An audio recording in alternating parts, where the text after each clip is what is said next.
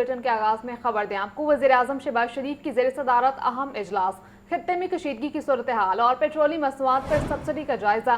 वज़ीर आज़म को सब्सिडी की फराहमी पर अमल दरामद, मुल्क में ईंधन के ज़खायर और खपत पर तफसीली ब्रीफिंग दी गई। वज़ीर आज़म ने कहा, निज़ामी शफाफियत के लिए रकम डिजिटल वॉलेट्स के जरिए फराहम की जा रही है। आपको बता रहे हैं, वज़ीर आज़म शहबाज शरीफ की ज़ेर सदारत अहम इजलास बुलाया गया। खित्ते में कशीदगी की सूरत हाल और पेट्रोली मसनूआत पर सब्सिडी का जायजा लिया। इजलास की तफसीलात जान लेते हैं ब्यूरो चीफ हसन रजा से। जी हसन, बताइएगा। देखिए, इजलास में सब्सिडी की फराहमी पर पेशरफ से आगाह करने के साथ साथ मुल्क में ईंधन के ज़खायर और खपत पर भी ब्रीफिंग दी गई। वज़ीर आज़म शहबाज शरीफ ने कहा कि मुसाफिर बसों को 1 लाख रुपए माहाना और मनी बस और वैगनों को 40,000 रुपए माहाना सब्सिडी फराहम की जा रही है ताकि किरायों में इजाफा ना हो सके।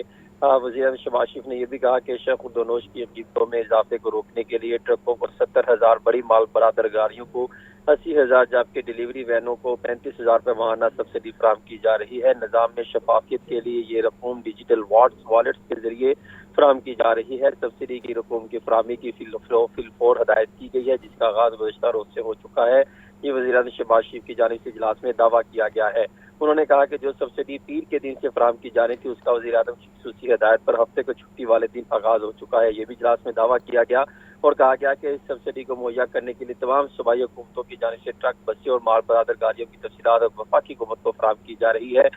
इसी तरह वज़ीर आज़म ने ये भी कहा कि उम्मीद है तमाम सूबे इस पैकेज के लिए जल्द से जल्द तयशुदा रकूम जमा करा देंगे। गुज़श्ता 3 हफ्तों में 129 अरब रुपए का अवामी पैकेज जो है वो रिलीफ पैकेज किया गया है।